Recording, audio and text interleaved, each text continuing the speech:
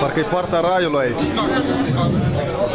Okay, excuse me. We can sit down. Can I start?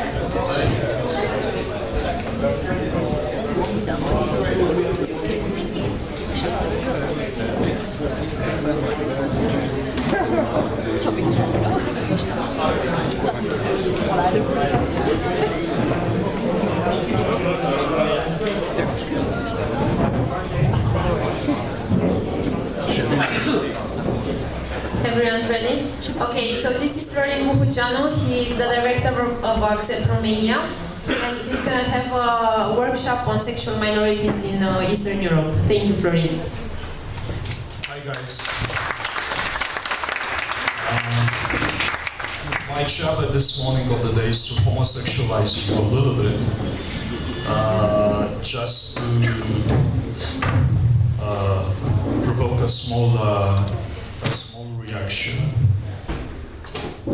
What I would like to say in few words, it's a basic description about LGBT, lesbian, gay, bisexual, transgender people in Eastern Europe. I'm not using LGBTI formula because this I intersex category is not exactly well covered in a lot of countries in our region. First of all, what I think that you have to know is that LGBT people are considered aggressive, toxic, and a kind of foreign minority, a minority of import from your countries, invading the pure patriarchal Eastern European society. And because of this situation, discrimination based on sexual orientation and gender identity is considered okay. It's okay to discriminate someone who has a different sexual orientation or a different gender identity. Sometimes discrimination is even rewarded because it's considered to be a good thing. Why is that? If you look to the recent evolution of these countries, you will see the importance of religion, which plays a huge significant role in almost all our societies. And there are some colleagues here who are considered to be anti-God people. My colleagues from Romania, those humanists, who are considered to be almost the agents of Satan. Well, yeah. Thank you. Well, get ready. I'll be the religious guy now, okay? So let me to be on the other side, a gay and a religious guy, just to be a little bit playful. I'm doing this because religion should be taken seriously. And when I'm saying that, I'm not speaking about religion as religion. I'm speaking about the public importance of religion in all these countries. And it's not just an Eastern European affair. If you look to what happened in France, if you look to what happened in other Western European countries, you will see a growing importance of religion as a political factor. And I'm trying to explain why is that, and why we should take religion seriously, regardless our identity, religious identity, humanist identity, post whatever religious identity.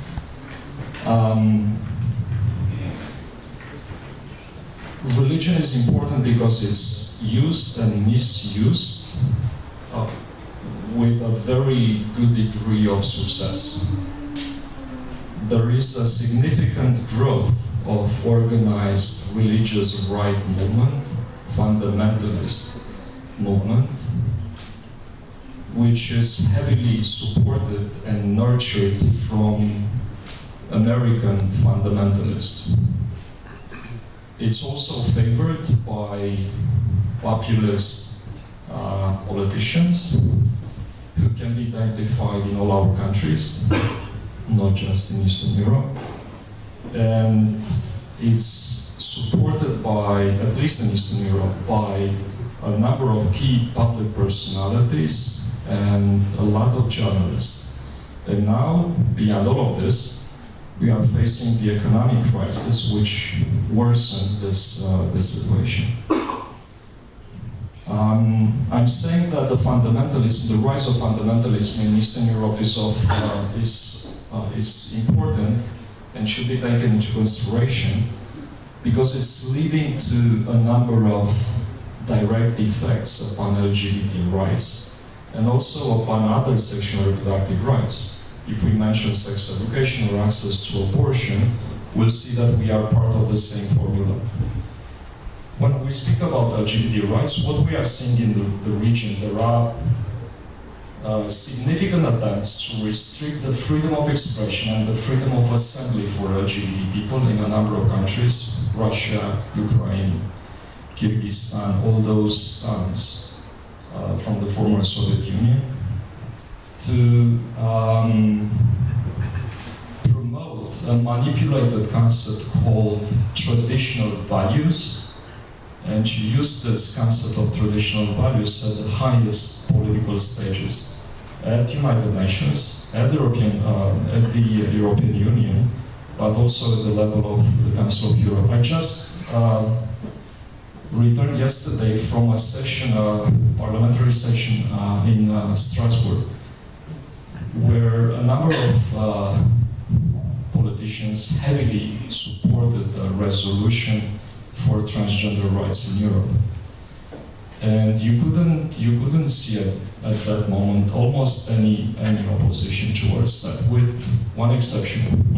And it was extremely interesting to hear that exception. It's a Moldovan guy, a Moldovan politician who is, I think, is functioning as a Baptist pastor in Chisinau, Republic of Moldova.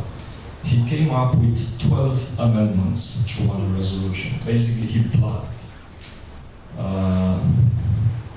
the Parliamentary Assembly for a number of hours. You will say, well, it's just one guy, followed by several other lunatics, and they shouldn't be treated seriously. Actually, they are excellent in doing political advocacy. It happened just that Russia and their allies were not there.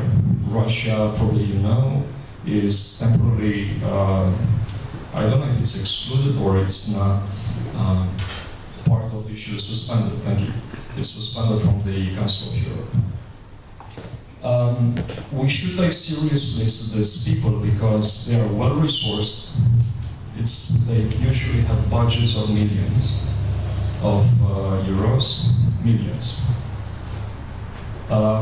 They are well-structured. They are excellent in campaigning, which is not our case quite often. And they do have excellent strategic plans behind them.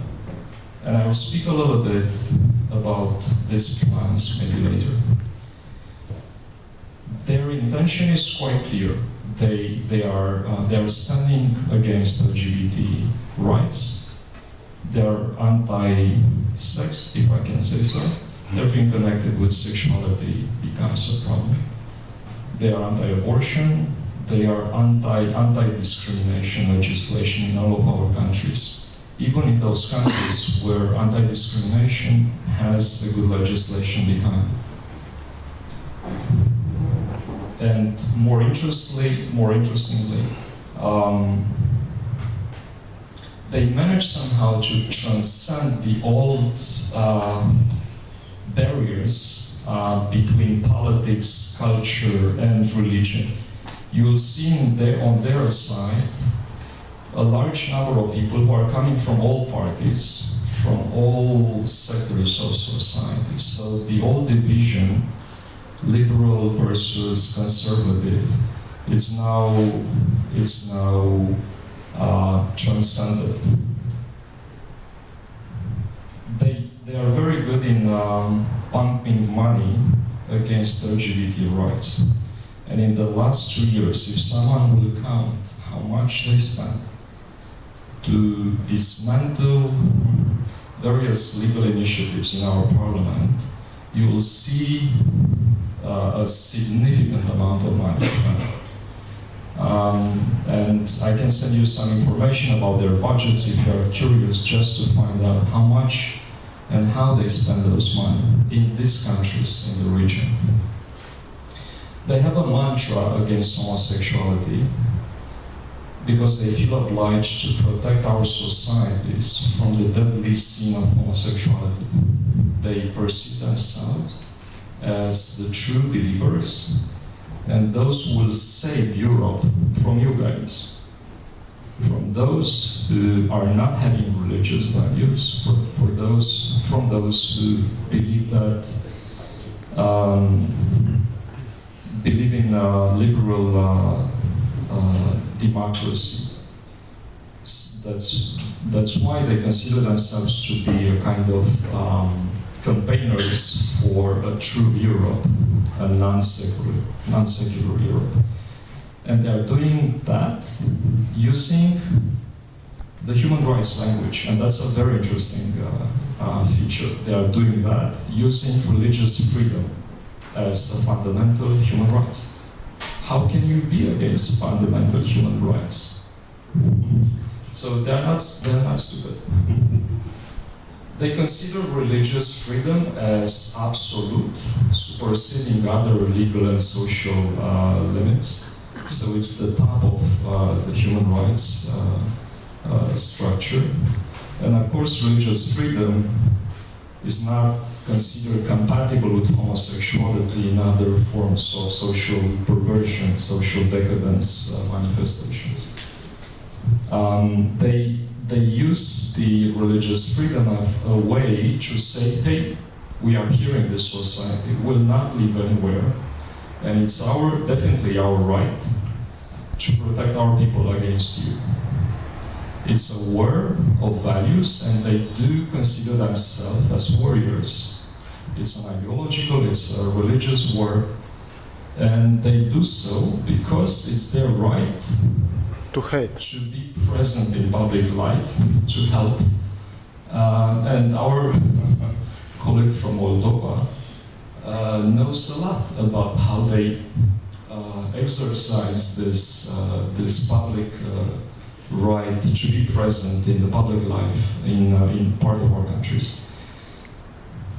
It's actually a right to dictate the agenda of society, and I think that's the most important thing. We cannot leave these guys the possibility to dictate in our societies and to transform the human rights system we know and we are using in our favor. Of course, religious freedom is considered to be incompatible, not compatible with the anti-discrimination legislation. And that's also serious. They do say that once the anti-discrimination legislation is adopted or functional in our countries, a silent war against religion started. So again, they have to defend themselves in our societies. To give an example, in Georgia, where the anti-discrimination legislation was adopted in 2014, they said publicly, various religious leaders, that once this bill has been adopted, the war against Christians started in Georgia.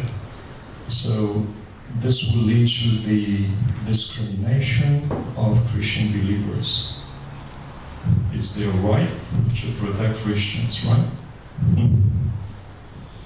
In other words, homosexuals are imposing a gay dictatorship upon the majority of the population. The Christians will be discriminated. Someone should do something about that. Why these Christians are discriminated against? Because they are preservers and defenders of moral values, which means family values, which means traditional values. If you look to their rhetoric, you will see the intersectionality between all of these so-called values and the fact that they are interrelated. So if you say moral values, they immediately understand family values, traditional values. And it's not just rhetoric. You will see this discourse on all the political stages in our countries, but also at the level of United Nations or at the level of the European Parliament. The paradigm is quite clear. Heterosexuality is a traditional value. The way it is meant to be. And by supporting homosexuality as understood as a kind of non-traditional value, the West, the Western countries, the Western European countries, just opened up a war against Eastern Europe and Eastern Christianity. You'll hear this discourse from the mouth of Mr. Giletsky. You will know him. Mr. Giletsky is this pastor, Baptist pastor I mentioned, who is very tough in Strasbourg at the Parliamentary Assembly of the Council of Europe. And pay attention to the fact that in our society, this discourse is extremely popular. It's really understood, and sometimes it's quite embraced. In other words, right now, President Putin is the icon of this new religious right movement, a former KGB agent becoming the icon of a Christian movement means something. I'm saying that because it's obvious that they are very good in manufacturing, preparing societies, and distorting anything which is basic. Mr. Putin is, and his allies are the defenders of the Christian Europe, and that's why they started a war, including in Ukraine also, against the Western Europe and USA. They have to defend themselves, right? They have to defend the values in which they believe. They don't just defend themselves, they are messianic. They export their agenda abroad in all the former Eastern European countries, Romania included, but also at the level of United Nations, creating a lot of alliances with a number of Islamic countries, but also with Vatican, and you can see this alliance also, again, at the United Nations, in the Council of Europe, but also in the national parliaments. And by crafting this imperialistic moral agenda, Putin's regime actually is smashing its opponents. They cannot have a say simply because they are defending the moral values, the traditions of that country. So they are quite good in creating an agenda which is so appealing for their societies.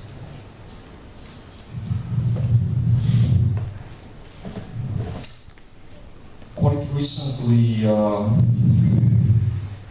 Mr. Lavrov, who is the Minister of Foreign Affairs of Russia, made a very interesting speech, a historical speech at the UN. It was March 2014, at the 25th session of the Human Rights Council of the United Nations. And I will try to quote this discourse because you should pay attention to what he is saying.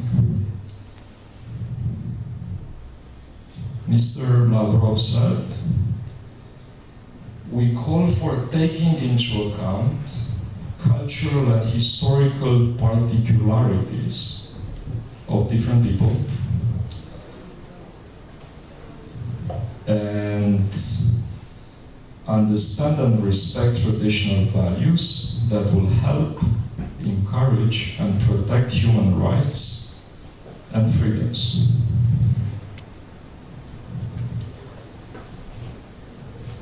supporters of ultra-liberal approaches, that's you guys, of propagate policy of all permissiveness and hedonism, saying that moral values, which are common for all of our countries and for all religions, should be revised.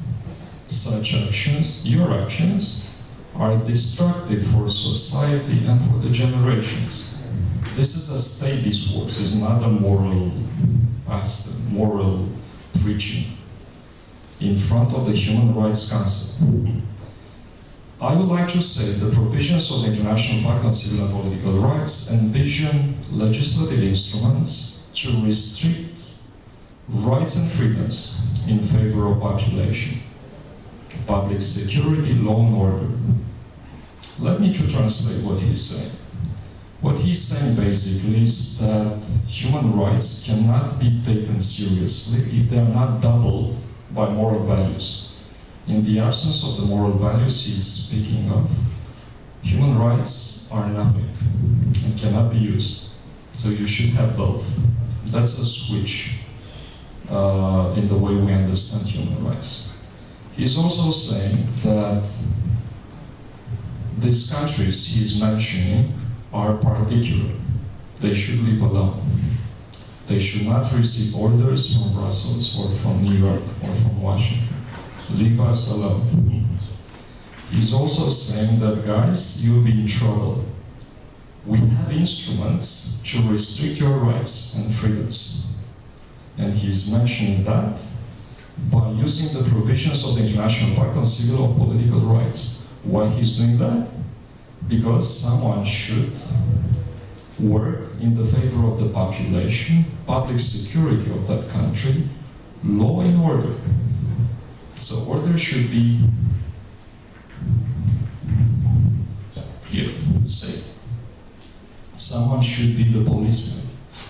And this role is played by Russia.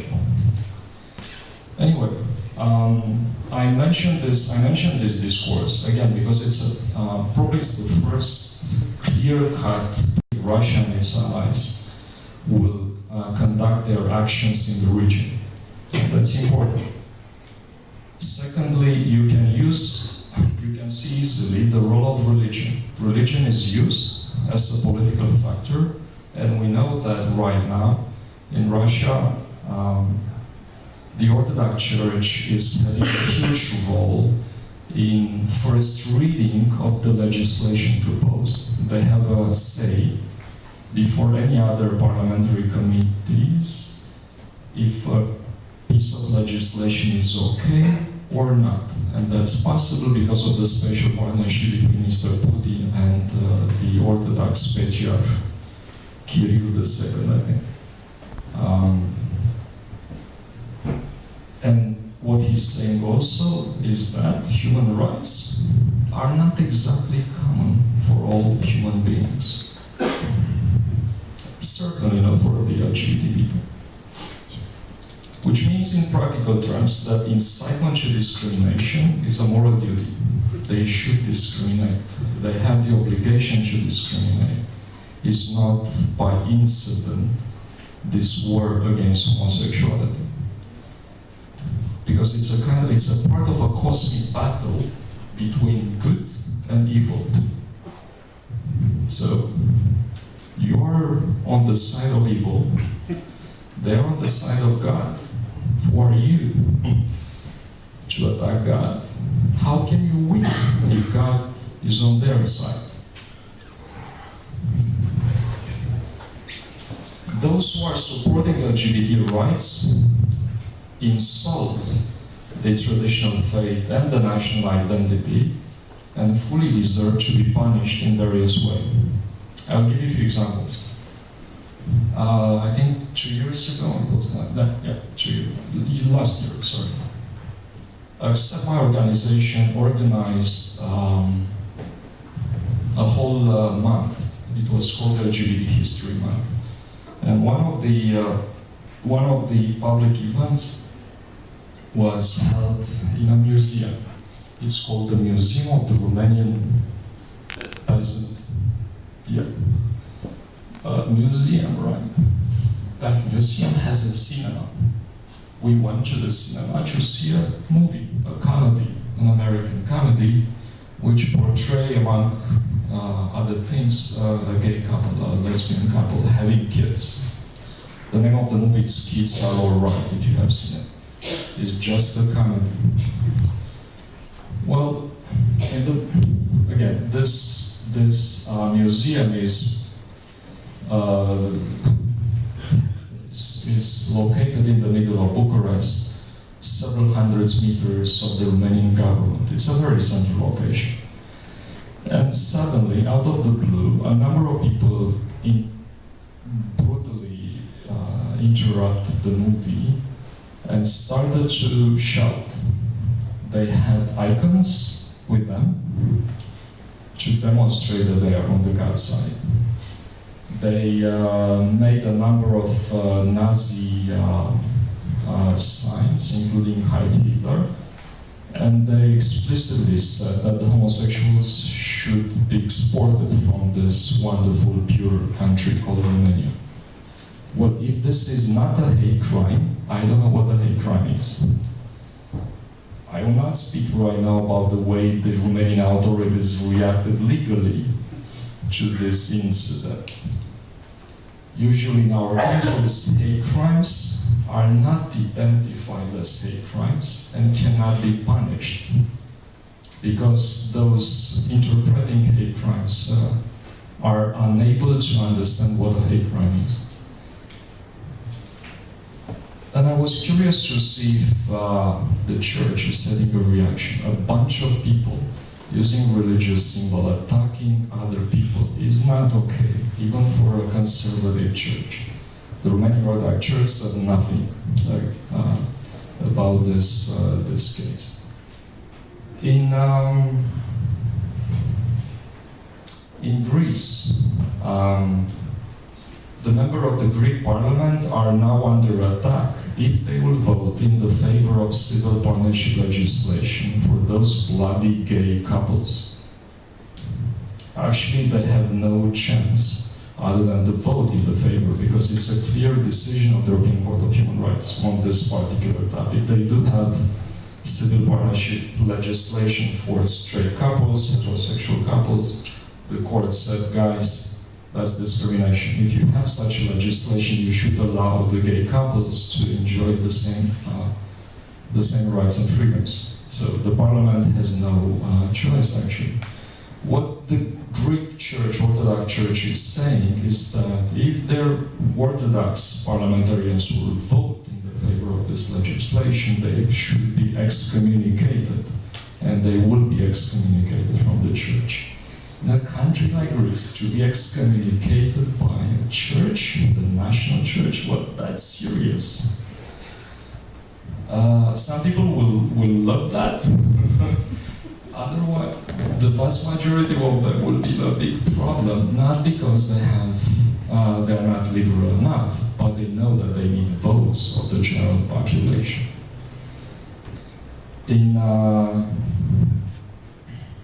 In Georgia, 2 years ago, on May 17th, May 17th is the International Day Against Homophobia. A number of people like me, few, decent guys, I would say, right? Oh, come on. Went to the streets of Tbilisi, and just to say, hey, we are here, we are part of the society, look to us, watch us. This is a society in which you don't see homosexuals.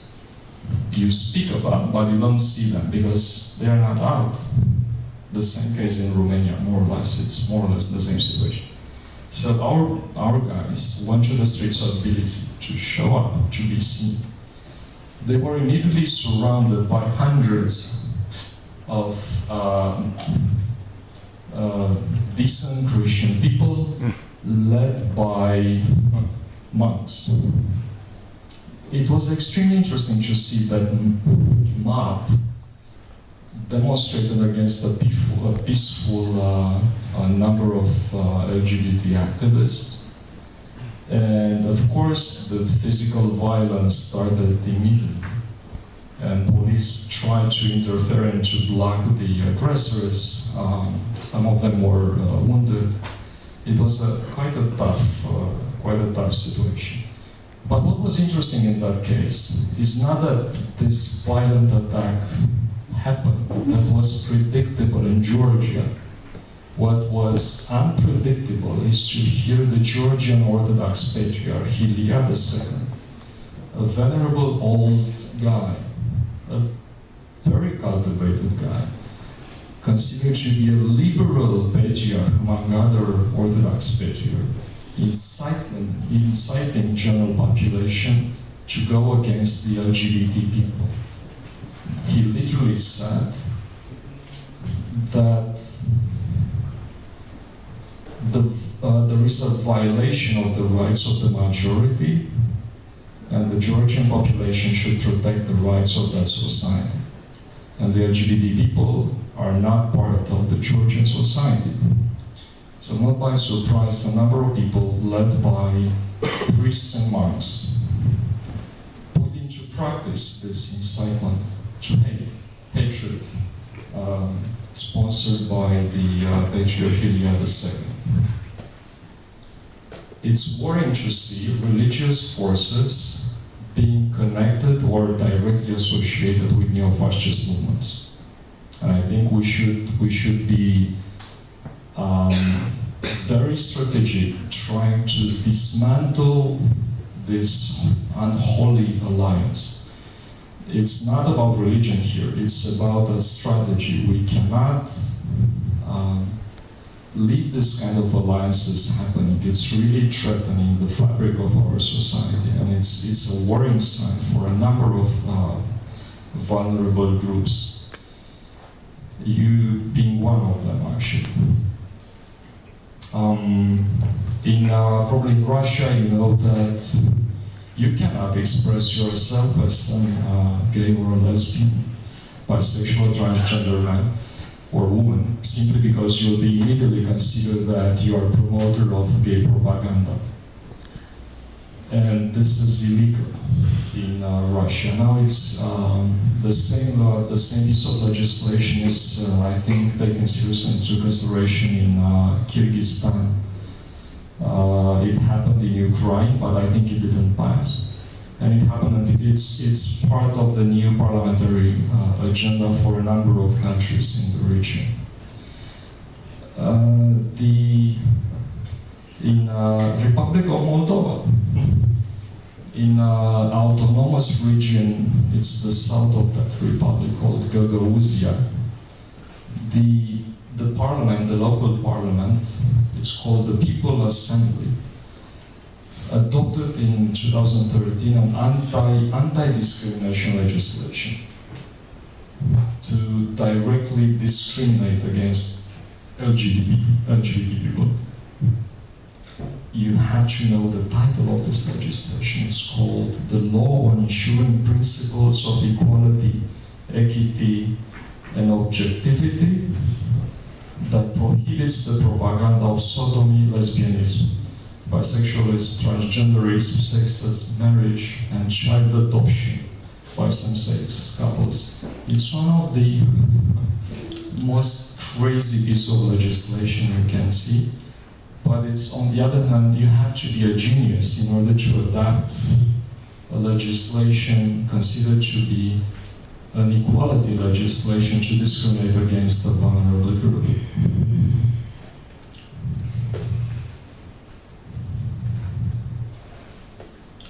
I think I will stop here with examples, but I'm sure you'll have questions about what's going on in these countries. What I like to say at the end of this presentation is that we need to be a little bit more strategic in crafting alliances, even with unusual partners. I'm saying that because right now, LGBT organizations in the region are not having plenty of partners, solid partners in our societies. You don't have a lot of possibilities to craft alliances in our societies as humanists.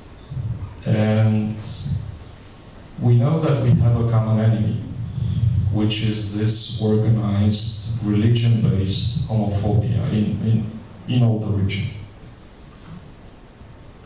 What can be done, at least for the beginning, is to constantly monitor the opposition that is steering homophobia and intolerance in the region. By example, we do know little about who are the main actors, who is doing what the tactics they are using, how they are financed, and if that's financing affair is legal or not. And that's not okay.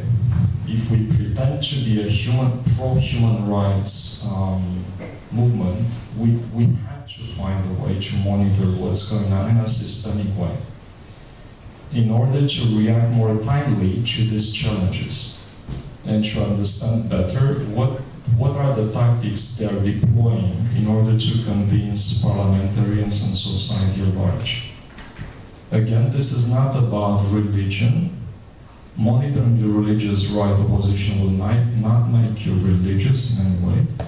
It's just a bloody documented monitoring instrument. All of us can use it.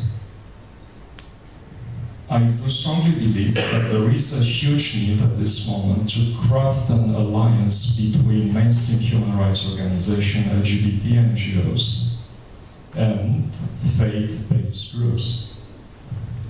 Simply because we cannot give the possibility of these guys to have God in their hands, to monopolize God for their political purposes. And I think in the last 2 years, I will say that there is a slight progress in this area. ILGA Europe, which is International Gay and Lesbian Association based in Brussels, the European Humanist Federation, I hope I'm saying the right title, thank you. CEJI, which is the Jewish Contribution for an Inclusive Europe, ENORP, European Network on Religion and Belief, and other religious groups are trying to find ways to combat religion-based homophobia with religious voices, and that's important.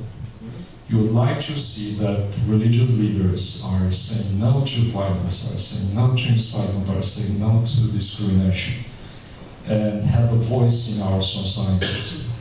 Because these leaders are not having a voice right now.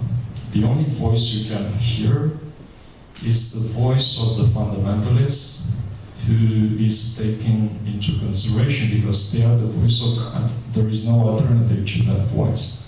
I know that in some of our countries, churches are much more careful to craft the public discourse, and some of them are pro-gay, pro-LGBT, or pro sexual and reproductive rights. That's not happening in Eastern Europe at all. I know that in a few weeks, a common and public declaration will be made on behalf of ILGA Europe and the ENORP, European Network on Religion and Belief, on supporting LGBT rights.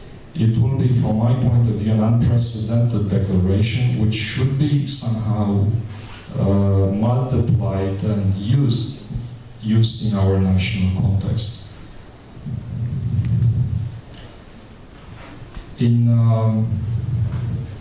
We can also find ways to not, I don't know how to say that without offending you. I'm not good sometimes in this area. You should find ways not to be perceived as anti-God people, anti-religion. In our countries, to be anti-religion, close the doors in front of you right now, right in the moment you are speaking. You are simply not credible if you are perceived an anti-God. I have no clue how to do that. That's also true. But we have to find a way, as human rights people, to demonstrate that we take seriously all basic fundamental rights, including freedom of religion. Freedom of religion should be protected also by us. Freedom of religion doesn't mean that a certain category of people in this country is allowed to discriminate against LGBT people or against Roma people or against whatever vulnerable group. It's simply a way to show that we take them seriously and we do understand their need.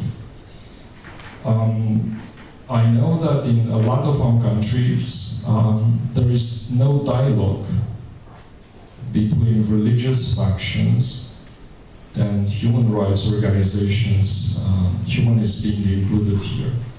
But this dialogue should happen. And we have to be smarter than them and convince those who are moderate enough and can become a voice to defend human rights in this context. Religious voices are important. Try to remember the importance of religion in the United States and the role of some churches on protecting human rights in that country. It's not just a historical role, it's a constant involvement for a number of progressive religious groups. And we have to find a way to identify and work with these progressive people. They do exist. They still don't have a voice in our context, but we have to help them to have a voice. It's in our interest and it's strategic for our purposes. And yes, I do believe that we need to prepare a new generation of LGBT activists, and not just LGBT activists, human rights activists in general, that are able to change the current human rights narrative. If we continue to speak in the plain human rights language in some of our societies, this won't be understood. Speaking about the Declaration of Human Rights, when you are in a public dialogue with the press, by example, it's suicidal. We will not win such a debate if our voice is colored just with abstract words. We need to find a way to speak about our values and to demonstrate that our values are important for all of them, religious and non-religious people. It's a little bit of a switch because, but I think it's important because otherwise our opposition will be the owners of values. And this is again dangerous. We have to demonstrate that we do protect values in our societies and we are defenders of those values. Again, don't use exclusively the human rights language because it's not a parliamentary debate. It's not a technical debate. We have to win those who are undecided in our societies, know those who are have ultimate convictions and believe that God is on our side. The vast majority of our people are undecided. We have to find a way to capture their attention. And I think that the last thing I'd like to say is that we simply have to find ways to be more visible and to speak up in the name of these values as diverse as possible. And if we manage to include here the state groups that can speak also in terms of values, it will be the battle will be much more dynamic, much more interested, and will not be against your identity, your organizational DNA. We should find new ways to win the battle, especially in this region, which will become more and more religious. I'm sorry, that's inevitable. And if this is the case, we should to find a way to play in this court. Basically, the word is hate. Really, I think we should use media campaigns with the wording like "Stop promoting hate" or we love people regardless of their sexual preferences, etc. The key word to use here is hate rather than human rights.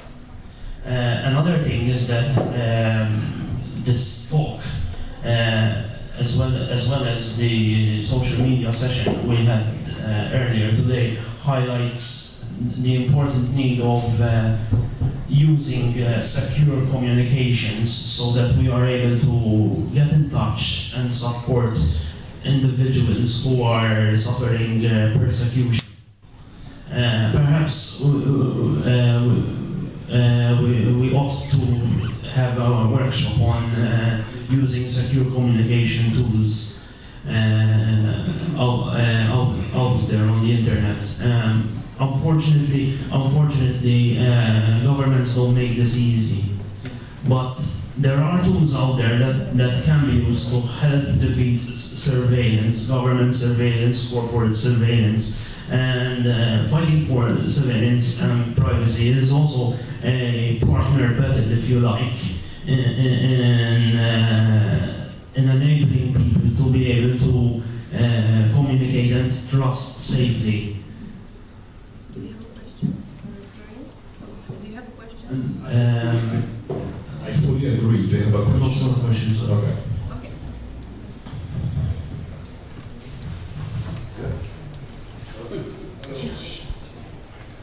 Sorry. Yeah, you first. You said that we are anti-God, that we are anti-faith. You are anti-God.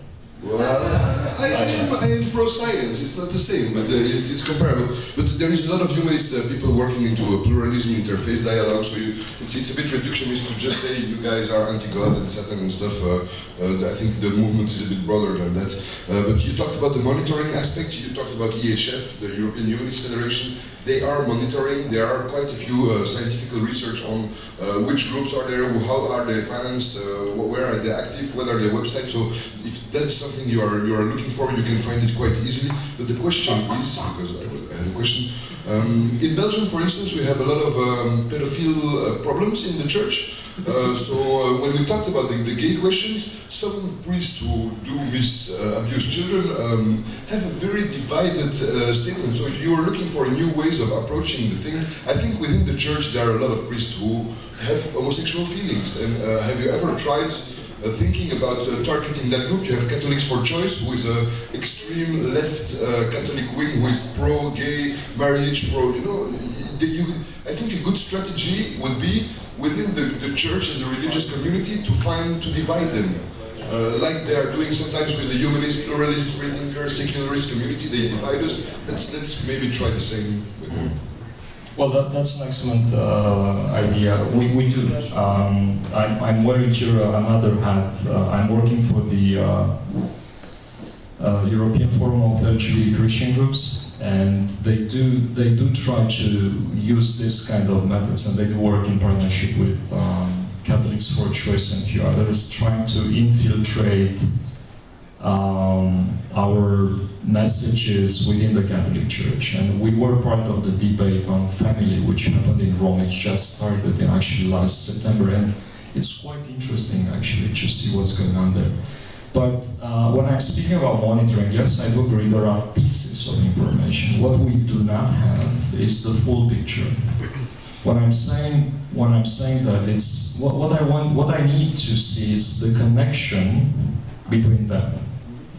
How come a leader from France who was behind Manif Portu, I think it's called that movement, in which was seen on the streets of Paris and a few other cities, are so good in crafting relationship with the Orthodox Church in Russia, with the Slovak parliamentarians and so on. How come they work together? What kind of resource they are using? Where they do prepare their new generation of activists, how come they have so large access to legal resources and have huge budgets for litigation, for strategic litigation? I give this example because we do not have this picture. We have something.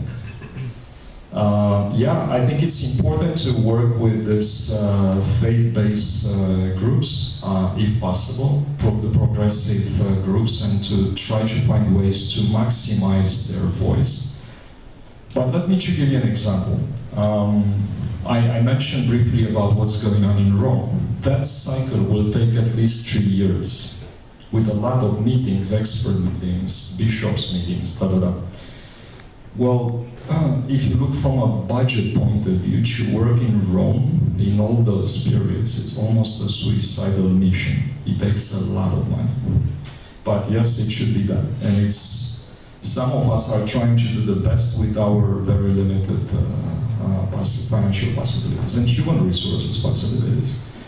But if I move into the Orthodox framework, which is important for so many countries in Eastern Europe, you will see that there is no hierarchical compact structure, a monolithical structure, and you should find ways to deal with various bishops and patriarchs and so on and so on. They're preparing for 200 years.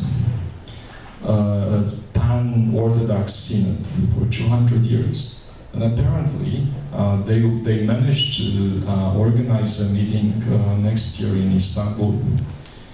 For sure, this meeting will touch areas such as non-discrimination, freedom of religion, and family issues. So we have to find ways to be there. But the question is, are we prepared? Do we have Orthodox allies? Did we try to open up channels of communication and debate with them? That's quite difficult. So it's a matter of strategy, but it's also a matter of money. And we didn't find yet the solution, how to work with that. I agree very much with you, and just to add a piece of information about the Catholic priests. Just yesterday in Italy, a priest was arrested for pedophilia, so yeah, so just another one.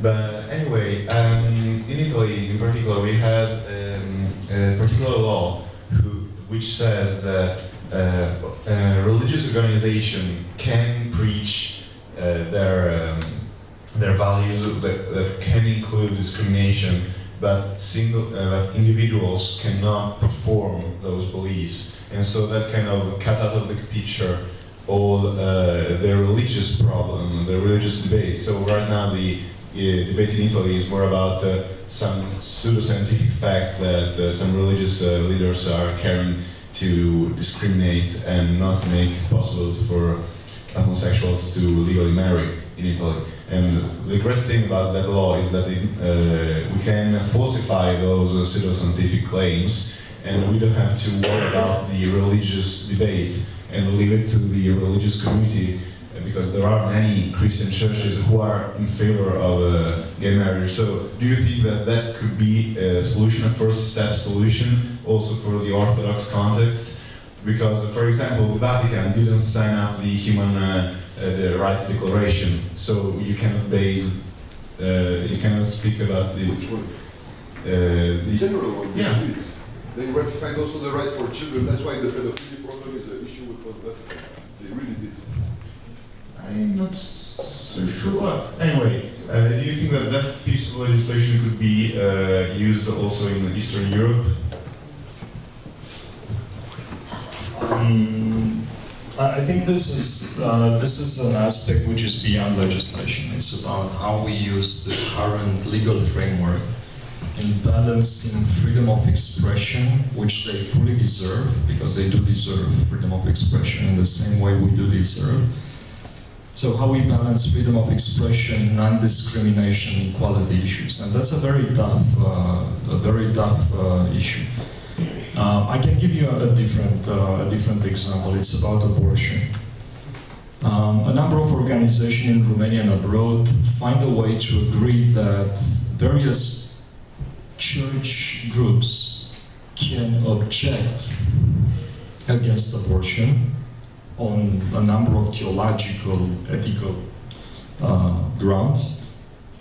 The physicians can object against abortion, And honestly, it's worrying to see more and more physicians saying no to abortion in front of women who are in a desperate need and are legally entitled to get that public service. However, a public hospital cannot say no to a service. So this is a way to show that, yes, we do respect their freedom of expression, freedom of belief, freedom of religion. They are completely free to express their views. They are pretty free to engage the medical community into a debate on this topic. But the hospitals, the service providers, should find a solution to accommodate the needs of the woman and offer a service. Okay, that's a strange example, I agree, but it was a way to show that we take seriously their rights and we don't dismiss their views on this particular. We heavily disagree on these issues. When it's about homosexuality, I think it's exactly the same. I have no interest to change their opinions. I don't want to change their heart on this subject. I just want to deserve the same rights the majority in my country is taking as granted. So this is a difficult dance. It shouldn't be an Argentinian tango dance with that. But still we have some ways of maneuver to demonstrate that we are not against their rights. They do deserve the same rights we are having. And when it's about the Catholic Church or the Orthodox, about the Orthodox Church, the situation is a little bit more difficult because they are not used to entering a dialogue with certain groups in our societies. They don't even recognize this group, as they think that we are actually heterosexuals who choose to be different, and just by incident we play by ear and meet same-sex people. So the dialogue was not yet opened up. We need to find ways to open up such a dialogue. I don't believe that this is a legal issue. I do believe that this is a tactical issue. Because to finalize your question, because we do have anti-discrimination legislation which protect on the ground of sexual orientation. How we apply it is the difficult topic here. Yes. I'm sorry. He was first, Sorry. Hi, I would just like to make a comment about what you said, using hate and violence as an argument. And about what you said about finding middle ground and narrative for debating the right of non-discrimination versus the right of freedom of religion. In Macedonia, in the last 2 years, we have had two major issues in relation to the LGBTI people. First of all, my organization was attacked 6 times in the first 2 years since its opening, and none of the perpetrators has been sanctioned yet. So the first issue was combating the impunity, and the state tolerated violence against LGBTI people. And the second issue was the attempt of the government to introduce an amendment to our constitution with which they declared that not only marriage, but the extramarital union as well, is a union solely between one man and one woman, which, as you said, is counter the practice of the European Court for Human Rights. In the first case, you may think that we would have more success because it's a common issue, it's an issue against violence and stuff like that. But on the contrary, we miscalculated that pointing out the violence constantly would present us as someone pretending to be the victim in every possible case. So it didn't went well with the general public. While on the other hand, while we combated the Amendment 33, we didn't pay that much attention on the discrimination itself, on the hate itself, on the violence itself. We used those figures only as argumentation, and our main narrative was disputing their arguments, which basically in reality have no sense. And as a result, we were successful in combating the amendment. It hasn't been passed yet, and it won't be. And on the other hand, we still haven't had 1% sanction for the violence, so I declare that as a lack of success. On the other issue, finding a narrative to counter their claim for freedom of religion, we go with the following approach. So it's okay, you have the freedom of religion, but stick to your religion, stick to your dogma. When you're speaking about LGBTI people, you can use categories and words that derive from your dogma. In other words, you can say that that behavior is sinful because the category of sin is a category specific to religion. But in the same time, when you say that LGBTI people are sick, are crazy, or they cause floods and hurricanes, you are leaving the area of religious dogma and you are entering the area of medicine, psychiatry, and meteorology, and they have all stated on that issue. The answer is no, they do not. So it's a pretty dangerous dance because at the same time they can use the God is on our side argument and stuff like that. It's a very difficult process, but we have made some progress there. And I want to thank you for your speech. It's quite inspiring. Thank you. Last question. You said that the religion is growing in Eastern Europe. Why do you think that? Me and I think my colleagues too from the secular humanist associations, we do not agree with this. I think the trend is in reverse, it's decreasing. Do you have some data on that? And I think that the recent actions made by the Eastern Orthodox Church in all these countries and by Mr. Putin and his allies are more like a desperate attempt to stop this phenomenon of decreasing faith, and it's something like a last attempt to salvage something more than anything else. I think it's a matter of how you calculate the importance of religion in a society. After 1989, for sure, religion played a much more public role in almost all the countries, with some exceptions. Estonia, Czech Republic, there are some exceptions indeed. But what we noticed in the last period of time, it's an instrumentalization of religion for political purpose. This is unprecedented at this scale.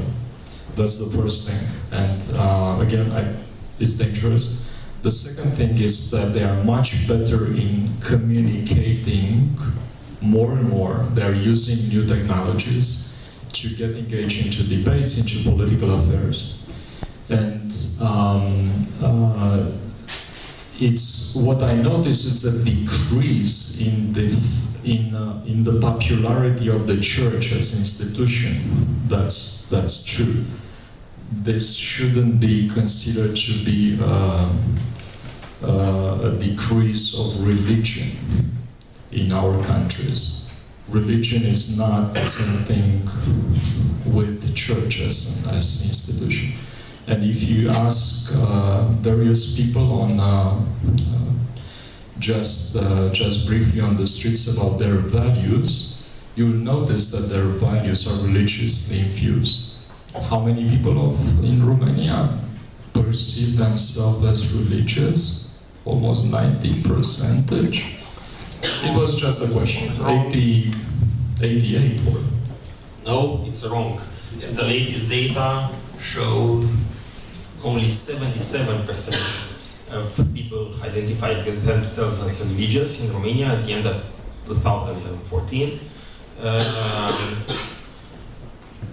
To put it into perspective, in 2012, 89% of the population identified as religious. So as Orthodox.